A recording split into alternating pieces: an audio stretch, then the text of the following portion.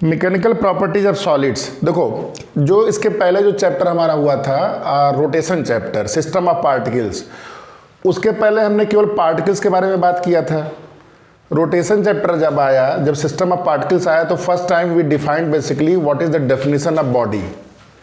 ठीक है, तो जो बॉडी था वहाँ पे कोई भी एक रिजिड बॉडी को कैसे डिफाइन किया गया था? एक ऐसी बॉडी जो कोई भी फोर्स लगाने पे तुम्हारा ना शेप एंड साइज अपना चेंज नहीं करती है, तो ऐसे बॉडी को हम रिजिड बॉडी बोलते हैं। लेकिन नेचर में क्या कोई ऐसी बॉडी एग्जिस्ट करती है? नेचर में ऐसी कोई बॉडी एग्जिस्ट नहीं करती है। हाँ, ये है कि उसकी रिजिडिटी जो होती है, एक टर्म होता है रिजिडिटी भी डिफाइन करेंगे, मतलब वो तुम्हारा कुछ बॉडी बहुत ही रिजिड होती हैं और कुछ कम रिजिड होती हैं। तो बेसिकली क्या है, हर बॉडी में कुछ से अगर एक्स्ट्रा फोर्स लगाया जाएगा तो उसके शेप और साइज में चेंज आ जाते हैं। ठीक है, तो जैसे मान लो कोई भी, जैसे मान लो तुम्हारी डस्टर ही है। अब डस्टर तुम्हें लग रहा है कि बहुत ही हार्ड है, बहुत ही तुम्हारा ये सॉलिड टाइप है, ठीक है, बहुत ही रिजिड बॉडी है। तो कोई भी बॉडी अगर होती है, मान लो जैसे मान लो ये बॉडी, अच्छा बॉडी के अंदर होता क्या है, मॉलिक्यूल्स होते हैं। ठीक है, तो ये मॉलिक्यूल्स क्या होते हैं, लैटिस स्ट्रक्चर में सब एक दूसरे से ऐसे बंधे होते हैं।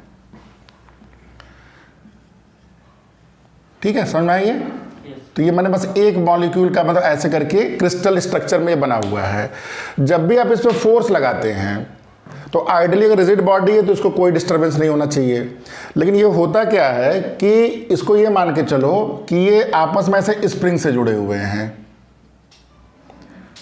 ऐसे मान के चलो कि अपने ये स्प्रिंग से जुड़े हुए हैं। तो अब क्या होगा, अब अगर आप फोर्स लगाओगे तो इसके शेप और साइज तुम्हारी क्या होगी, चेंज होगी।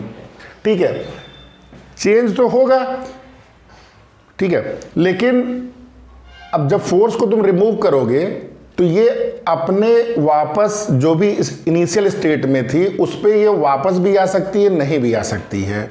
जैसे कोई मड की बॉल है, मान लो मड की बॉल लिया तो, या जो तुम्हारा घर में जो आटा होता है, तुम्हारा डो जो होता है, उसको तुमने अगर प्रेस किया, प्रेस हो जाता है वो। ठीक है, लेकिन अगर मान लो तुम्हारा कोई स्प्रिंग की, मतलब ये मान लो कोई रबड़ की बॉल है, मान लो तुमने उसको प्रेस किया तो फिर अपने वापस उसी शेप में वापस आ जाता है। तो कहने का मतलब ये अलग अलग मटेरियल की अलग अलग प्रॉपर्टी। तो इस चैप्टर में हम लोग क्या है, नाम क्या है इसका, प्रॉपर्टीज ऑफ, हाँ, मैकेनिकल प्रॉपर्टीज ऑफ सॉलिड्स है। मतलब सॉलिड्स में एक ऐसी प्रॉपर्टी है जिसको हम लोग इलास्टिसिटी बोलते हैं। इलास्टिसिटी मतलब कि टू गेन इट्स पोजीशन, मतलब जो भी एक्सटर्नल फोर्स में इसने अपने शेप और साइज को इसने डिस्टर्ब किया है, उसके पोजीशन को अगर फोर्स हटाया जाए तो अपने इनिशियल पोजीशन को वो रिगेन कर लेता है। तो ऐसे तुम्हारे मटेरियल जो तुम्हारे होते हैं, इसको हम लोग इलास्टिक मटेरियल बोलते हैं। ठीक है, अगर ये 100% अपने आप को कर लेता है तो 100% इलास्टिक हो गया। मान लो कुछ भी नहीं कर पाता है, मतलब जैसे तुमने प्रेस किया वैसे ही रह गया ये, इसका मतलब क्या हुआ, ये प्योर प्लास्टिक मटेरियल कहलाता है। तो कोई भी सॉलिड का बेसिकली दो तरह से डिफाइन कर सकते हो। कोई भी सॉलिड दो तरह से डिफाइन है, एक होता है तुम्हारा इलास्टिक मटेरियल और दूसरा क्या होता है, ये प्लास्टिक मटेरियल। ठीक है, देखो ये जो बॉडी में फोर्स लगाते हैं, ये किस तरह फोर्स लगाते हैं उसको हमें स्टडी करना है। ठीक है, तो मान लो एक वायर है, बहुत लंबा सा एक वायर है। ठीक है, बहुत लंबा सा एक वायर है। अब तुमने क्या किया, फोर्स लगाने के लिए, ये लैब में आप लोग एक्सपेरिमेंट कराया भी जाता है कई जगह पे। तो अगर मान लो नीचे तुमने यहाँ पे वेट लगा दिया, तो वेट लगाने से क्या होगा, ये इस पे फोर्स लगाएगा, नीचे mg का फोर्स लगाएगा, तो इस वायर के लेंथ में क्या होगा, एक्सटेंशन होगा। इस वायर के लेंथ में एक्सटेंशन होगा। जैसे जैसे आप फोर्स लगाते जाओगे वैसे वैसे इसके अंदर एक्सटेंशन बढ़ता जाएगा। ठीक है, ये बढ़ता जाएगा। ठीक है, बहुत अभी नहीं लगाया आपने वेट, मान लो कुछ आपने 1 kg 2 kg 3 kg तक लगा दिया है। फिर आपने क्या किया, जब वेट को आपने रिमूव करना शुरू किया, जब वेट को रिमूव करना शुरू हुआ तो जो भी इसके अंदर इलॉन्गेशन हुई थी वो धीरे धीरे कॉन्ट्रैक्ट होने लगती है, मतलब वो वापस आने लगती है। और जिस समय ये आप ये वेट हटा दोगे तो जिस पोजीशन से ये चला था उसी पोजीशन पे ये चला आता है। ये जो प्रॉपर्टी है ना, बहुत इंपॉर्टेंट प्रॉपर्टी है रियल लाइफ में। जैसे कोई भी लिफ्ट होती है, हमारी लिफ्ट होती है। अब लिफ्ट में देखो, हर जगह की लिफ्ट में डिज़ाइन लिखी रहती है कि यहाँ पे maximum 10 persons are allowed. Reason क्या है? क्योंकि हर एक मटेरियल में ये जो property to regain its original position, इसकी एक लिमिट होती है। अगर उससे ज़्यादा तुमने वेट लगा दिया तो ये इलॉन्गेट तो हो जाएगी, लेकिन फिर अपने ओरिजिनल पोजीशन पे रिगेन नहीं हो पाएगी। मान लो इस लिफ्ट में इसकी ऐसी लिमिट मान लो 20 पर्सन्स है, 10 लिखा है, किसी दिन तुम लोगों ने क्या किया 20 लोग बैठ गए, तो ये मान लो जो भी इसकी लेंथ थी, अगर ये इलॉन्गेट हो जा रही है, मान लो केवल 1 मिलीमीटर इलॉन्गेट हो रही है एक बार में, तो दिन में कितनी बार लिफ्ट चलती है? तो रोप तो लंबी हो जाएगी, तो जिस पर रुकना था वो नहीं रुक पाएगा। समझ में आया ये? तो कहने का मतलब कि हर एक लिमिट होती है, उस लिमिट से ज़्यादा हमें उस पर नहीं जाना, पहला चीज़। दूसरा, अगर ये ओरिजिनल पोजीशन में वापस नहीं आती है तो ये भी बहुत डेंजरस चीज़ है। तो लिफ्ट तो हमारी कभी डिज़ाइन ही नहीं हो पाएगी।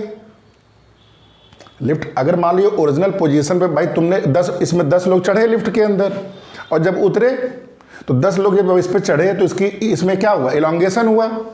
और जब उतरे, अगर ये सेम पोजीशन में नहीं जाएगा तो कभी भी लिफ्ट की तुम अलाइनमेंट तो कर ही नहीं पाओगे। मान लो पहले ये 10 मीटर थी, और जब चढ़े तो 10 मीटर थे, जब उतरे तो 10.2 मीटर हो गई। फिर एक बार और चढ़ाई, तो कहने का मतलब इसको एग्जैक्टली अपनी पोजीशन पर रिगेन करना पड़ता है। मतलब उस मटेरियल का तुम्हें ऐसा मटेरियल लेना पड़ेगा कि वो एक्सटेंसिबल तो रहेगा। हाँ, एक्सटेंसिबल तो रहेगा ही। कोई भी मटेरियल, अभी मैंने क्या बोला, नेचर में कोई ऐसा मटेरियल नहीं है जो एक्सटेंसिबल नहीं है, कितना भी हार्ड मटेरियल हो।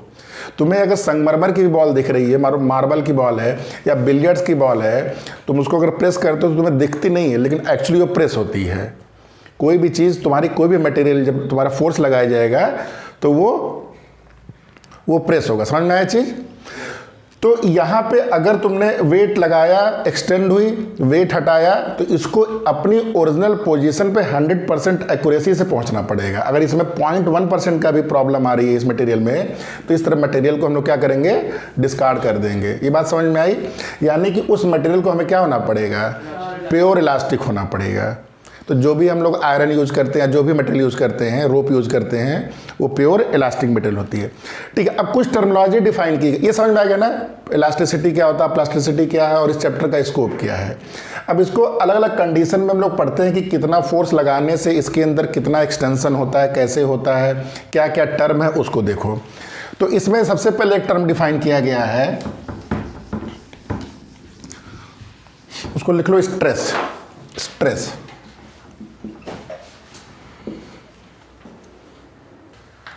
देखो, स्ट्रेस क्या होता है कि जैसे मान लो इसका बहुत सिंपल डेफिनेशन, मतलब स्ट्रेस क्या होता है? Force upon area. Force upon area formula हो गया। स्ट्रेस क्या हुआ? Force upon area. मतलब कोई भी रोप है, मान लो कोई भी रोप है, मान लो थोड़ा मैंने थिक बना दिया रोप को समझने के लिए, और तुमने इस पे फोर्स लगाया है F का, तो इस पोर्शन पे जो भी तुम्हारा ये इसका एरिया हो गया, क्रॉस सेक्शनल एरिया हो गया। तो फोर्स अपॉन एरिया तुम्हारा क्या हो गया? स्ट्रेस। तो बोलोगे सर तब तो प्रेशर भी यही चीज़ है, हाँ, प्रेशर भी यही चीज़ है, तो दोनों में डिफरेंस क्या है? फोर्स उसमें भी रहता है, force per unit area, type of force. इसमें रीस्टोरिंग फोर्स होता है। मतलब इस फोर्स को ना काउंट करके हम लोग क्या करते हैं, जब तुम इस फोर्स को हटाते हो तो ये अपनी तरफ सेम फोर्स अमाउंट ऊपर लगाता है। समझ में आया ये? मतलब देखो, ये फोर्स है तो नीचे लॉन्गेशन हो रहा है। अगर इस फोर्स को तुम रिमूव करते हो तो अपने आप को क्या करता है? ये रीस्टोर करने की कोशिश करता है। तो इसको जो डिफाइन किया गया, ये जो F है, basically this is nothing but restoring force. Restoring force divide by ये नॉर्मल तुम्हारा एरिया है ये। तो इसका डेफिनेशन क्या हो गया? Restoring force per unit area is defined as a stress, ना कि एक्सटर्नल फोर्स को डिफाइन कर रहा है। समझ में आ रहा है चीज? बराबर होगा, वैल्यू एकदम एक्जैक्टली सेम होगी, लेकिन जब टर्मिनोलॉजी की बात हो रही है तो वो उस फोर्स की बात नहीं कर रहा है जो कि एक्सटर्नल फोर्स है। किस फोर्स की बात कर रहा है? इंटरनल फोर्स की बात कर रहा है बेसिकली, जो इसको रिस्टोर कर रहा है। पहला चीज, पहला डिफरेंस हो गया।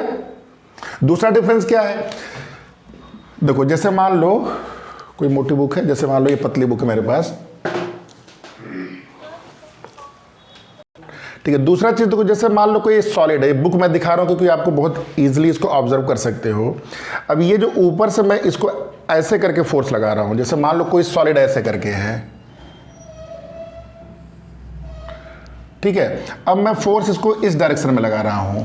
कैसे लगा रहा हूं, देखो इसको इस तरह ऐसे करके फोर्स, लेकिन ये टेंजेंशियली लग रहा है, तो डिफॉर्मेशन दिख रहा है, दिखा कि नहीं, बुक हल्के से टिल्ट हो रही है। तो ये जो फोर्स होता है, ए भी आपका अलग तरह से फोर्स लग रहा है। ये फोर्स कैसे लग रहा है, टेंजेंशियल। प्रेशर में जो फोर्स होता है हमेशा किधर लगता है, वो परपेंडिकुलर। यहां जो ये देखो, ये मैं फिंगर तो ऐसे कर रहा हूं, तो रिस्टोरिंग किधर काम करेगा, इसका अंदर की तरफ काम करेगा। तो जो स्ट्रेस का फोर्स होता है, that is not necessarily always perpendicular. याद रहेगा, तो चाहो तो लिख लो एक दो पॉइंट ये, कि in case of stress force is always restoring, पहला point. Second point, in force pressure is always perpendicular, in stress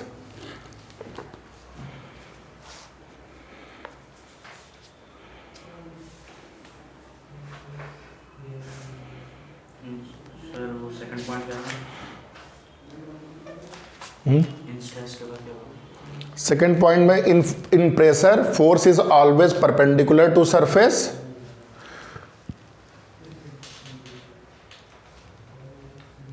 while it is not in stress। ठीक है, दो चीज हो गया। डायमेंशन वाइज दोनों सेम चीज है भाई। फोर्स अपॉन एरिया, तो इसका भी यूनिट क्या होगा तुम्हारा, प्रेशर का यूनिट क्या होता है, एसआई यूनिट, पास्कल। तो लिख लो पास्कल या न्यूटन पर मीटर स्क्वायर, यूनिट आपका इसका सेम होगा, ठीक है।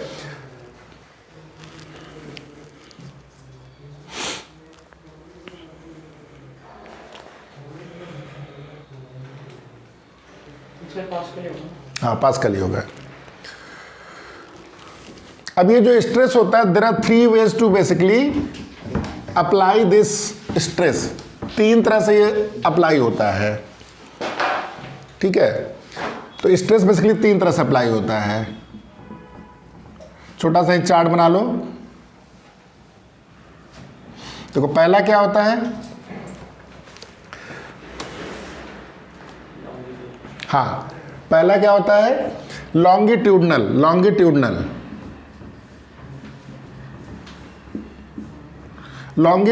स्ट्रेस।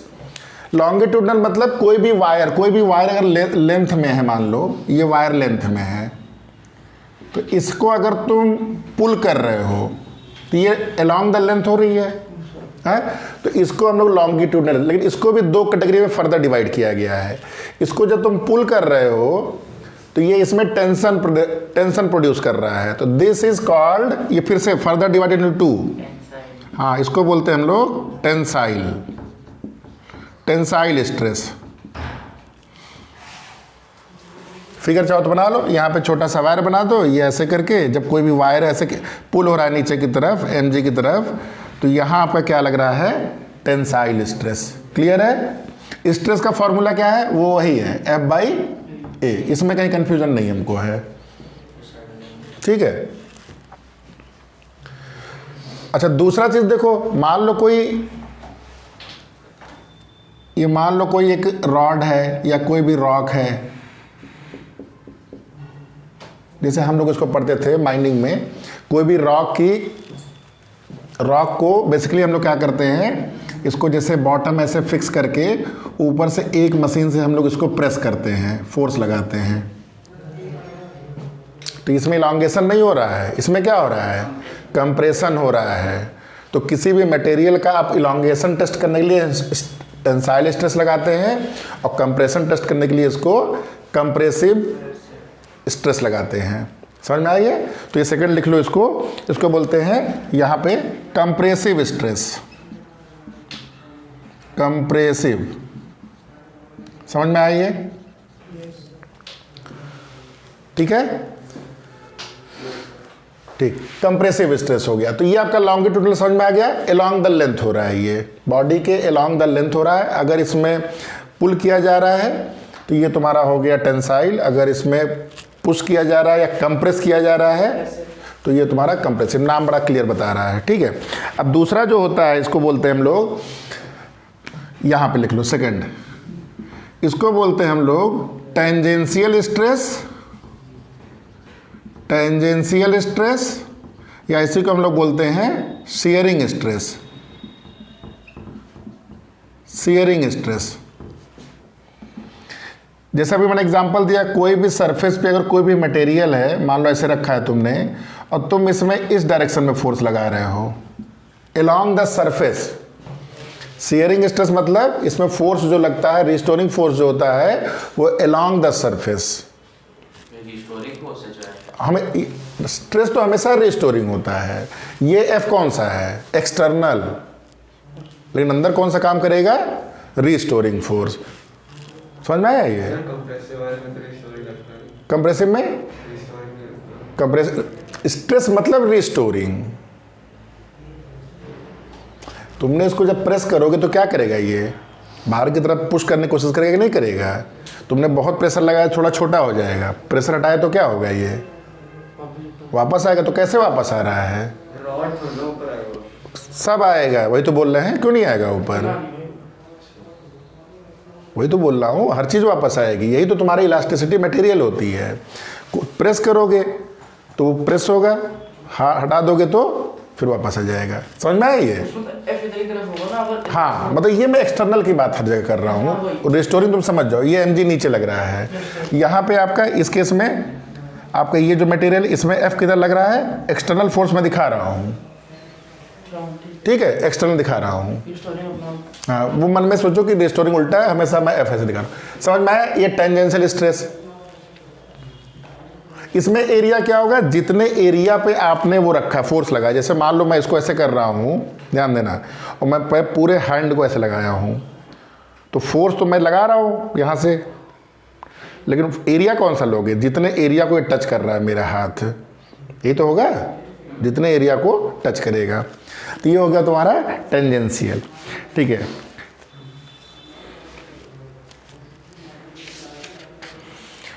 थर्ड होता है आपका, थर्ड आपका हाइड्रोलिक स्ट्रेस, हाइड्रोलिक।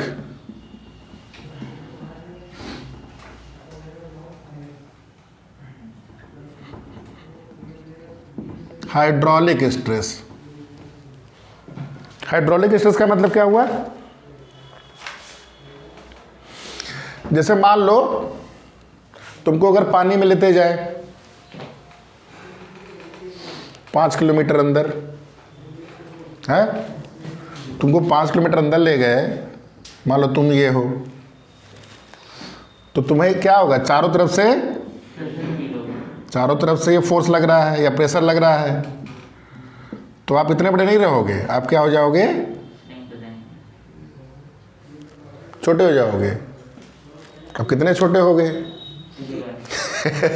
जितने अंदर जाओगे उतना ज़्यादा छोटे हो गए, ठीक है। मतलब ये नहीं कि बचपन में पहुंच जाएंगे हम, ठीक है। तो ये तुम्हारा क्या हो रहा है, कौन सा है, बेसिकली तुम्हारा ये वॉल्यूम साइड में चारों तरफ से प्रेशर लग रहा है, चारों तरफ से स्ट्रेस लग रहा है, इक्वल फोर्स लग रहा है, यानी कि इक्वल प्रेशर लग रहा है, तो उसके चलते जो रिस्टोरिंग फोर्स अंदर लग रहा होगा, इसको हम लोग बोलते हैं हाइड्रोलिक स्ट्रेस। समझ में आया ये? है क्लियर? लिख लो इसको, ये बोलते हैं हाइड्रोलिक स्ट्रेस, ठीक है। Internal restoring force per unit area, definition तो हमेशा वही रहेगी। जब भी हाइड्रोलिक प्रेशर लगेगा तो तुम्हारा ये हाइड्रोलिक स्ट्रेस। तो ये तो स्ट्रेस की बात हो गई, ठीक है। अब इसी के साथ ही साथ इसी चार्ट में मैं डिफाइन कर देता हूं, तुम लोग चाहो तो अलग चार्ट बना लो। अब एक होता है स्ट्रेन, स्ट्रेस के बाद हम लोग डिफाइन किया गया एक टर्म स्ट्रेन। जैसे तुमने रॉड पे ये जो तुमने वायर था, इस पे जब फोर्स लगाना शुरू किया तो इसकी एक ओरिजिनल लेंथ रही होगी, पहले एल रही होगी, मान लो कैपिटल एल है। अब जब तुमने इसको वेट लगाया तो क्या होगा, ये थोड़ा सा एक्सटेंड हो गई, इलोंगेट हो गई। तो मान लो वो इलोंगेशन डेल्टा एल हो रहा है, मान लो वो इलोंगेशन कितना हो रहा है, डेल्टा एल हो रहा है। तो स्ट्रेन को बड़ा सिंपल टर्म में डिफाइन किया गया है, डेल्टा एल अपॉन एल। क्या मतलब हुआ, elongation divide by original length, ठीक है। तो इसी को हम लोग स्ट्रेन बोलते हैं, इसी को हम लोग स्ट्रेन बोलते हैं। इसका यूनिट क्या होगा, नो यूनिट, डायमेंशनलेस हो गया एक तरह से ये, ठीक है, यूनिटलेस हो गया क्योंकि ये लेंथ अपॉन लेंथ हो गया, तो इसको स्ट्रेन बोलते हैं। क्लियर हुआ। तो इसके साथ जब तुम टेंसाइल स्ट्रेस लगाओगे तो कौन सा स्ट्रेन होगा, टेंसाइल स्ट्रेन। क्या होगा ये, टेंसाइल स्ट्रेन।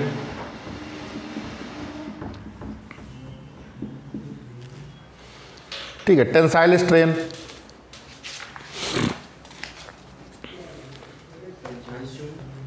हाँ, मतलब क्या हुआ, ये लॉन्गिट्यूडनल, पहले सबसे पहले कौन सा टर्म डिफाइन कर लो यहाँ पे, लॉन्गिट्यूडनल स्ट्रेस था। तो लॉन्गिट्यूडनल क्या होता है, स्ट्रेन भी होता है। लॉन्गिट्यूडनल आपका स्ट्रेस भी होता है तो लॉन्गिट्यूडनल आपका स्ट्रेन भी होता है। क्या हुआ ये, तो ये तुम्हारा लॉन्गिट्यूडनल स्ट्रेस था, तो वैसे ही आपका एक टर्म आ गया यहाँ पे लॉन्गिट्यूडनल स्ट्रेन। मतलब कभी भी अलोंग द लेंथ हमारा जब भी एक्सटेंशन या कंप्रेशन हो रहा है तो उसको हम लोग क्या बोलेंगे, लॉन्गिट्यूडनल स्ट्रेन। ठीक है, लिख लिए। इसको फिर से दो पार्ट में डिवाइड कर लो, टेंसाइल स्ट्रेन हो गया और यहाँ पे कंप्रेसिव स्ट्रेन हो गया। तो सब यहाँ स्ट्रेन, ये स्ट्रेन कर लो। देखो ये आपका स्ट्रेन हो गया, नया चार्ट बना लीजिए चाहिए तो। स्ट्रेन हो गया डेल्टा एल बाई एल, मैं मेन लिख दे रहा हूँ लेकिन ये बदलेगा डेफिनेशन। तो यहाँ पे टेंसाइल आपका स्ट्रेन हो गया और एक कंप्रेसिव स्ट्रेन हो गया। हाँ, सब कुछ सेम ही रहेगा बेसिकली। हाँ, स्ट्रेस की जगह स्ट्रेन हो जाएगा। तो यहाँ पे डेल्टा एल बाई एल हो जाएगा। यहाँ भी कंप्रेसिव में भी वही चीज़ है, लेकिन यहाँ डेल्टा एल क्या है बेसिकली, यहाँ पे ये कंप्रेशन है बेसिकली। तो फॉर्मूला सेम ही रहेगा तुम्हारा। ठीक है, डेल्टा एल यहाँ पे रिडक्शन हो रहा है, यहाँ पे एक्सटेंशन हो रहा है। इसके बाद यहाँ पे शियरिंग स्ट्रेन, इसको बोलते हैं हम लोग शियरिंग स्ट्रेन। शियरिंग स्ट्रेन, अब इसमें क्या चीज़ होता है, देखो ये ध्यान से देखो इसको। शियरिंग स्ट्रेन क्या होता है, शियरिंग स्ट्रेन में अब जब तुम इस पर ऐसे फोर्स लगाओगे तो अभी मैंने क्या दिखाया बुक में, इसको जब फोर्स लगाया गया तो ये तुम्हारा टिल्टिंग हो रहा है, इसमें ऐसे हो रहा है ना, देखो ऐसे। तो बेसिकली यहाँ पे क्या होगा, ये जो अभी ऐसे दिख रहा है ये थोड़ी देर के बाद ऐसे करके दिखेगा आपको।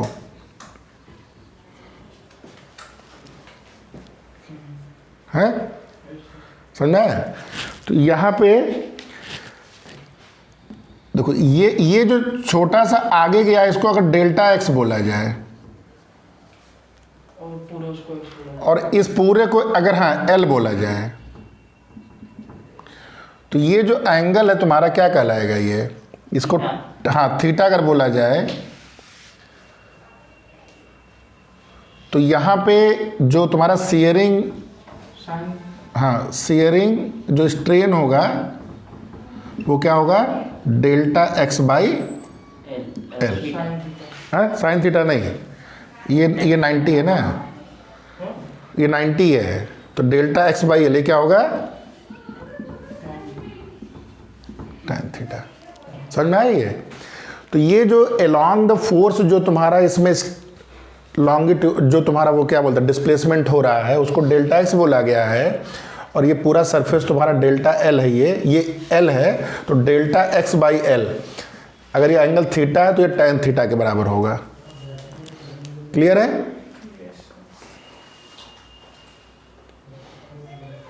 तो इसको बोलते हैं हम लोग शियरिंग स्ट्रेन।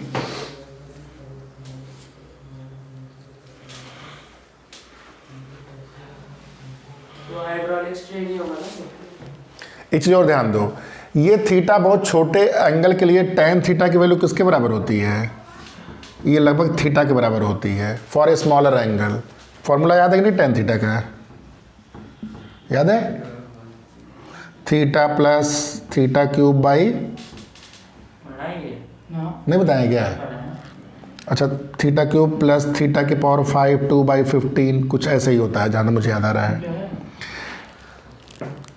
ये लिमिट्स में भी आएगा, तुम लोग को भी बताया नहीं सीरीज एक्सपेंशन। बेसिकली क्या, थीटा का रेडियन में होता है, तो इस tan थीटा की वैल्यू, जैसे देखो तुम लोग tan 45 निकालना जानते हो, tan 30 निकालना जानते हो। अब मैं पूछा tan 1 डिग्री कितना है, tan 2 डिग्री कितना है, tan 3 डिग्री कितना है, तो वो सीरीज एक्सपेंशन मेथड से हम लोग निकालते हैं। तो देखो अगर थीटा बहुत छोटा है, बस इसको समझ लो, थीटा अगर बहुत छोटा है तो ये चीज़ क्या हो जाएगी, फिजिक्स के हिसाब से बहुत छोटी हो जाएगी, क्यों, क्यूब है ना ये, तो इसको हम लोग क्या बोल सकते हैं, नेगलेक्ट कर सकते हैं। तो फॉर स्मॉलर एंगल ये लिख लीजिएगा, tan थीटा के बराबर क्या होता है, थीटा। लेकिन थीटा यार डिग्री में नहीं कि tan 45 के बराबर हो जाता है। tan 45 नहीं होता है, रेडियन होता है ये, ठीक है, ये रेडियन में करते हैं इसको। तो लिख लेना थीटा इज इन रेडियन। तो tan थीटा आपका ये थीटा के बराबर हो जाता है when theta is small. Normally theta जब 10 डिग्री से कम होता है तो we can directly take tan theta as theta, ठीक है।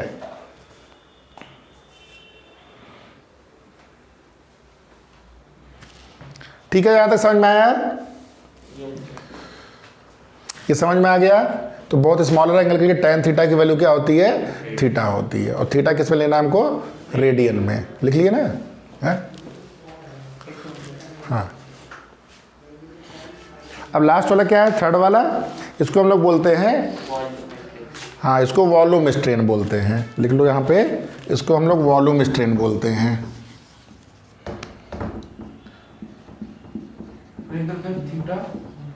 If theta is very small then tan theta is equal to theta. Theta less than लगभग 10 डिग्री पे, इसमें डाइवर्जेंस 1% का आता है केवल, इसकी और इसके वैल्यू में, ठीक है। तो वॉल्यूम स्ट्रेन क्या हो गया, ये क्या हो गया आपका, delta V by V. Delta V by V मतलब वॉल्यूम में कितना चेंज हुआ है और कितना वॉल्यूम इसका शुरू में था, ठीक है। इससे आप निकालते हो volume strain. Is it clear? अभी आगे है, नहीं आ रहा, बताओ क्या।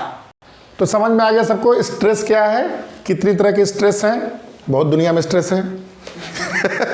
हाँ, mental stress, physical stress, financial stress, हाँ, लेकिन मेनली स्ट्रेस फिजिक्स में क्या है, 3 तरह के हो गए, लॉन्गिट्यूडनल, टेंजेंशियल या शियरिंग स्ट्रेस और हाइड्रोलिक स्ट्रेस। और स्ट्रेन, खिंचाव बॉडी में हो जाता है ना, स्ट्रेन आ गया बॉडी में, स्ट्रेन सुनो ना, खेलते खेलते स्ट्रेन आ जाता है, वही होता है स्ट्रेन। हाथ मान लो 2 मीटर लंबा, खींच के 2 मीटर से थोड़ा बढ़ गया।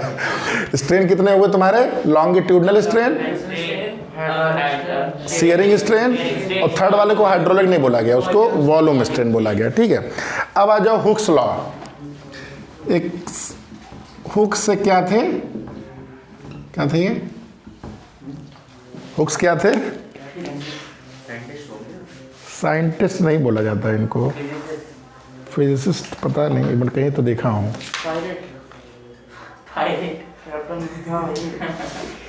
इनमें साइंटिस्ट ही बोला गया। अच्छा, और जानते हो कब की बात है, 1635, मतलब जब 1635 में औरंगजेब जब हमारे यहाँ थे, कब थे मालूम है, औरंगजेब के बाद सर, औरंगजेब के बाद, ठीक है, मतलब मुगल कालीन की बात हो रही है, ब्रिटिशर्स आ गए, नहीं ब्रिटिशर्स का, 1600 में आ गए थे, 1600 में कंप्लीट। अच्छा उसमें, ठीक है। तो हुक्स बहुत पहले का लॉ है, आज का नहीं है ये, 400 जब हाँ, जब हम लोग लड़ाई कर रहे थे अपने आज़ादी की, ठीक है। तो हुक्स ने एक बहुत अच्छा सा लॉ दिया। उन्होंने क्या बोला कि जितनी तरह के आपने स्ट्रेस पढ़े हैं, वो जो स्ट्रेस होता है that is proportionate to strain. मतलब बहुत सिंपल लैंग्वेज में देखो जाए,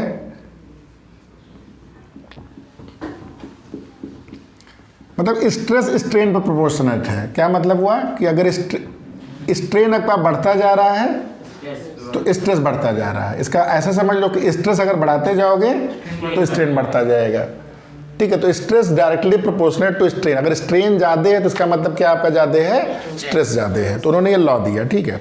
और जब ये प्रोपोर्शनलिटी कांस्टेंट हटेगा तब क्या आ जाएगा आपका, हाँ, एक कांस्टेंट के आ जाएगा। तो इसको लिख लीजिए, यही हुक्स लॉ है, stress is directly proportionate to strain. Stress का सिंबल क्या होता है, अभी बता रहे हैं, सबका अलग होता है। स्ट्रेस का तो स्ट्रेन का यूनिट नहीं हाँ अभी, हाँ ठीक है, तो स्ट्रेस इज इक्वल टू के टाइम्स स्ट्रेन। होता स्ट्रेस का। हाँ नहीं वो नहीं पूछना है। के इज ए प्रोपोर्शनलिटी कांस्टेंट, लिख लो के इज ए प्रोपोर्शनलिटी कांस्टेंट, इसका नाम अलग अलग होता है। अभी फॉर द टाइम इसको लिख लो, ये क्या है, modulus of elasticity, modulus of elasticity, modulus of elasticity. Sir आपने निकाल दिया।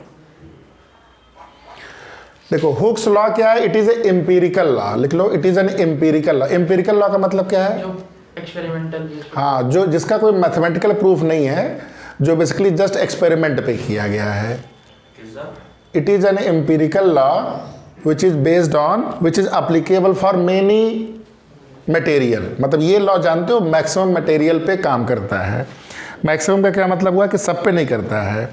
और ये इसमें रिलेशन क्या आ रहा है, कौन सा रिलेशन आएगा इसमें, स्ट्रेस और स्ट्रेन में। ये तो ऐसे हो गया y equal to m x, mathematic के पॉइंट ऑफ व्यू से y equal to m x. क्या हो गया ये आपका एक लीनियर रिलेशनशिप हुआ, तो लिख लो it is a linear relationship. ठीक है, it gives a linear relationship. लेकिन इसका ये मतलब नहीं कि हर केस में लीनियर होता है, मतलब सर्टन मटेरियल भी मिलेंगे आगे चल के जो कि तुम्हारे लीनियर नहीं भी होते हैं। ठीक है, हाँ it has a linear relationship, मतलब ग्राफ में ना, ग्राफ में ही। हाँ स्ट्रेस और स्ट्रेन को प्लॉट करोगे तो लीनियर आपका आएगा ये। ठीक है, एक्सपेरिमेंट होता है ना। हाँ एक्सपेरिमेंट है। अब नेक्स्ट देखो, लिखो बहुत इंपॉर्टेंट कर्व है ये, लिखो stress and strain curve, stress and strain curve.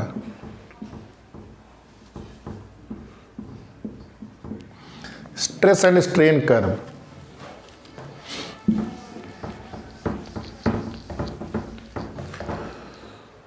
देखो इसका एक्सप्लेनेशन देखो, ये ग्राफ देख लो बहुत इंपॉर्टेंट है। सबसे पहले किस में बनाया गया है ये, स्ट्रेस और स्ट्रेन में। हाँ स्ट्रेस और स्ट्रेन में, मतलब इसको ऐसे ही विजुलाइज करो, फ्रैक्चर पॉइंट बता रहे हैं। हाँ फ्रैक्चर, जैसे शुरू में आप क्या किए, ये एक्सपेरिमेंट किया जाता है, मान लो शुरू में इसकी लेंथ जो भी है एल है, मान लो इसकी लेंथ। अब आपने क्या किया, इसका वेट धीरे धीरे बढ़ाना शुरू किया। बढ़ाना शुरू करने का मतलब क्या हुआ कि इसका जो स्ट्रेस है आप धीरे धीरे इंक्रीज कर रहे हो। ठीक है, देखो इसमें ऐसा लग रहा है कि स्ट्रेन आपका एक्स एक्सिस पे, तो ये इंडिपेंडेंट वेरिएबल है, ये आपका डिपेंडेंट वेरिएबल है। ठीक है, बेसिकली एक्सटर्नल फोर्स बढ़ाते हो तुम तो उससे स्ट्रेन बढ़ता है, और स्ट्रेन के बढ़ने से तुम्हारा क्या होता है, रिस्टोरिंग फोर्स बढ़ता है।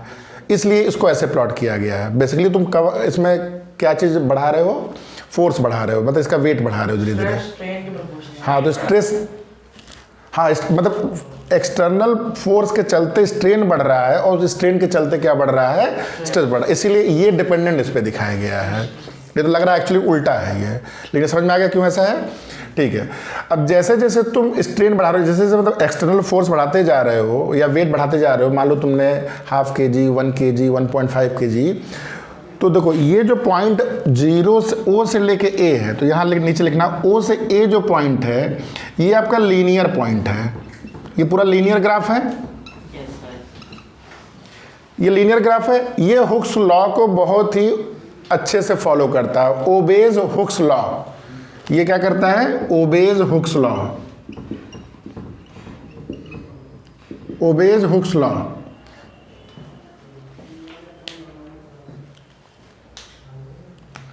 इसी इधर ओबेज हुक्स लॉ मतलब क्या हुआ कि अगर इस पे आप स्ट्रेन अगर बढ़ता जाएगा तो स्ट्रेस बढ़ता जाएगा, अगर स्ट्रेन कम होता जाएगा तो इसी लाइन में ये वापस चलता आएगा, और जब स्ट्रेन 0 करोगे तो फिर से आपका स्ट्रेस 0 हो जाएगा। समझ में आया चीज़, मतलब O से लेके A लीनियरली जाता है, बहुत अच्छे से जाता है, और कहीं भी तुम्हारा ये इसमें दिक्कत नहीं हो रही है इसमें। ठीक है, अब देखो जब ये A से B है, अब देखो दूसरा पोर्शन A से B,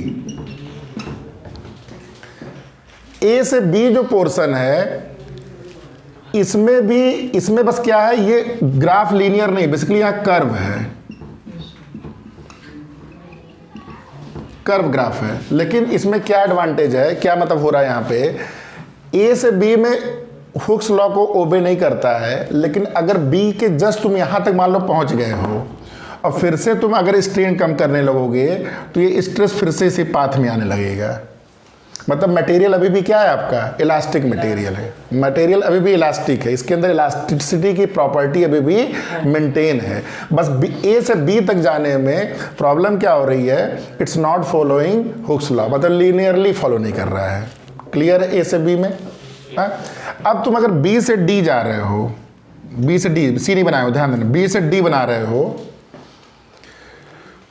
तो बी से डी में जा रहे हो, ध्यान से देखना, अगर बी से डी जा रहे हो, मान लो तुम धीरे धीरे क्या कर रहे हो, स्ट्रेन बढ़ाते जा रहे हो, तुम एक एग्जांपल लिया गया, मान लो तुम सी तक पहुंच गए हो, अब सी से तुम क्या करो, फिर से अब स्ट्रेन को कम करना शुरू करो, तो ये एग्जैक्टली उस पाथ को फॉलो नहीं करता है, ये अभी फॉलो पाथ कर रहा है, लेकिन अब क्या हो रहा है, ये इसके अंदर ये जो पॉइंट है, इसका नाम क्या है, नहीं दिया है, ये जो भी डिस्टेंस मान लो, ओ एम मान लो, ये जो परमानेंट इसके अंदर ये क्या हो जाता है, सेट। परमानेंट से मतलब इतना इसके अंदर परमानेंट डिफॉर्मिटी हो जाती है।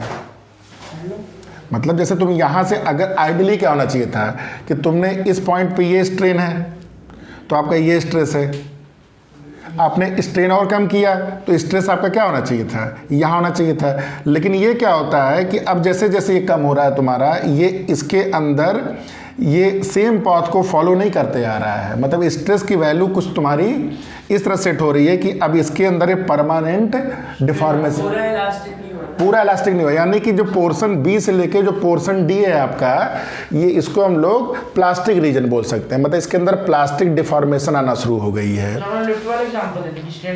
हाँ, स्ट्रेन रह जाएगा, अगर बी से डी में जाओगे तो इसमें स्ट्रेन आपका मेंटेन रह जाएगा। ओएम का मतलब क्या है, इसके अंदर कुछ स्ट्रेन मेंटेन रह गया। तुम अगर यहाँ से वापस आओगे तो ये और बड़ा स्ट्रेन इसके अंदर, और बड़ा इसमें परमानेंट डिफॉर्मिटी आ जाएगी। समझ में आया? तो बी से डी में बेसिकली क्या होता है, इसको हम लोग क्या बोलते हैं, इसके अंदर परमानेंट डिफॉर्मेशन आ जाता है। अच्छा, बी जो पॉइंट है इसको लिख लो, बी पॉइंट इज कॉल्ड, यहीं पे B point is called yield point, yield point. और जो स्ट्रेंथ है इसको क्या बोलते हैं, जो इसके करस्पॉन्डिंग सिग्मा वाई, देखो सिग्मा वाई को हम लोग क्या बोलते हैं, इसको यील्ड स्ट्रेंथ। मतलब यील्ड स्ट्रेंथ वो ऐसा स्ट्रेंथ है या ऐसा स्ट्रेस है कि जिसके पहले तक तुम्हारा वो इलास्टिक मटेरियल होता है, आफ्टर यील्ड स्ट्रेंथ ये मटेरियल आपका प्लास्टिसिटी बिहेव करे। बहुत इंपॉर्टेंट पॉइंट हुआ ना ये, समझ में आ रहा है ना? यील्ड स्ट्रेंथ वो वेट हुआ, वो मास हुआ, या वो तुम्हारा फोर्स हुआ, वो स्ट्रेस हुआ कि जिसके अगर आगे आप चले गए हो, मतलब किसी चीज़ पे यील्ड स्ट्रेंथ से ज़्यादा वेट लगा दिए तो अब इसके अंदर क्या आ जाएगा, परमानेंट इसके अंदर डिफॉर्मिटी आ जाएगी। बी के बाद किसी भी पॉइंट, बी के बाद किसी में भी, तो बी को इसलिए क्या दिया गया है, यील्ड पॉइंट। बी का नाम ही क्या दिया, इसके करस्पॉन्डिंग जो स्ट्रेंथ का नाम दिया गया है, स्ट्रेस का नाम, उसको यील्ड स्ट्रेंथ बोला गया है। क्लियर है ये? और बी से डी तक जाने में ये क्या हो रहा है, इसके अंदर प्लास्टिसिटी की क्वालिटी आ रही है, मतलब ये इतना ज़्यादा खिंच गया है कि अब एग्जैक्टली वापस नहीं आएगा। देखो अभी भी फॉलो कर रहा पाथ, अभी भी फॉलो कर रहा पाथ, लेकिन अब इसके अंदर परमानेंट हाँ डिफॉर्मिटी हो गई। क्लियर हुआ ये है? अब देखो ये करते करते सी से तुम डी पॉइंट तक पहुँचे हो, ठीक है, डी पॉइंट तक पहुँचे हो। ये जो डी पॉइंट है तुम्हारा, इसको हम लोग बोलते हैं, इसके करस्पॉन्डिंग जो स्ट्रेंथ होता है उसको बोलते हैं टेंसाइल स्ट्रेंथ, इसको बोलते हैं टेंसाइल। मतलब यहीं पे लिख लेना बी डी। तो डी क्या है तुम्हारा, बी डी बेसिकली कौन सा पोर्शन है, हाँ प्लास्टिक रीजन बोल सकते हो, प्लास्टिक रीजन, मतलब material has become plastic. And D पे क्या है ये, इसको बोलते हैं हम लोग टेंसाइल स्ट्रेंथ। ये टेंसाइल स्ट्रेंथ हो गया। क्या ये इस पॉइंट का सिग्निफिकेंस क्या है, डी पॉइंट जो मैक्सिमम पहुंचे हो।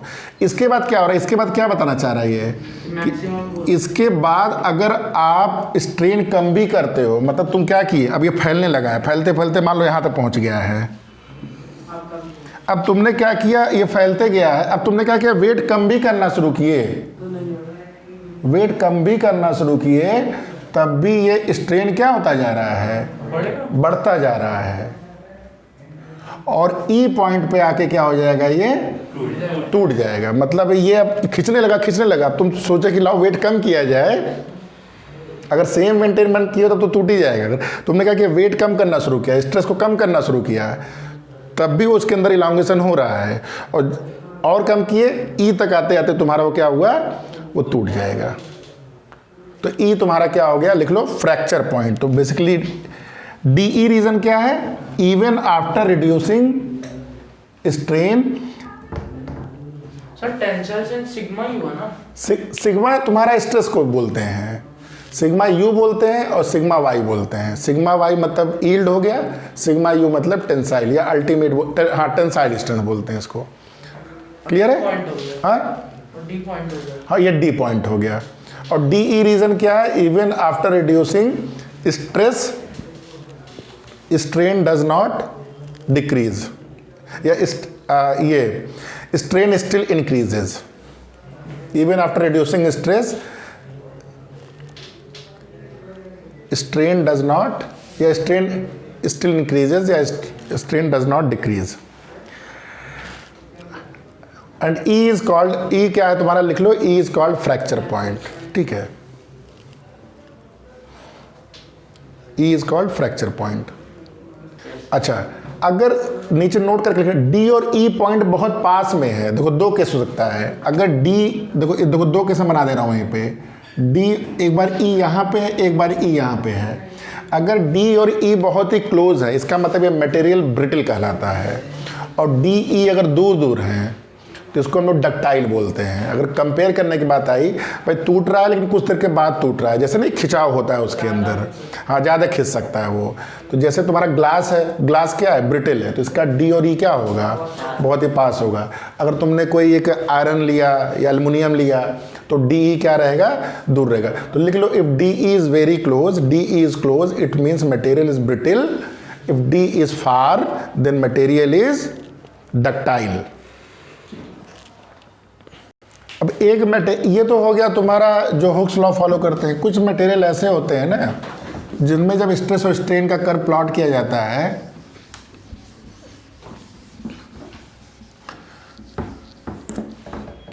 ग्राफ बना लो उसमें, बस ऐसे करके देखो, ये ग्राफ है, ये आपका इधर स्ट्रेस है, इधर आपका स्ट्रेन है। जैसे कोई भी घर में अगर रबड़ का आइटम है, जो हेयर बैंड होता है, रबड़ का आइटम है, उसमें अगर थोड़ा सा वेट लगाओगे तो क्या होगा, फैल जाएगा।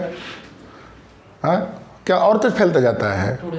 ठीक है, तो उसमें क्या होता है ना, ये इस तरह होता है। मतलब शुरू में हल्का सा तुमने स्ट्रेन दिया, ठीक है, तो बहुत थोड़े से स्ट्रेस में बहुत स्ट्रेन होता है इसमें, और बाद में क्या होता है, एकदम ये वर्टिकल हो जाता है। तो ऐसे मटेरियल को जो कि हुक्स लॉ फॉलो नहीं कर रहे हैं और इस तरह की प्रॉपर्टी फॉलो कर रहे हैं, जैसे रबड़ हुआ, या हमारे हार्ट में बायोलॉजी में पढ़ोगे आयोर्टा, जैसे वो जो कुछ होता है ना, आयोर्टा तुम्हारा वो वेन जो होती है, उसको अगर करोगे तो वो सब कौन से प्रॉपर्टी दिखाते हैं।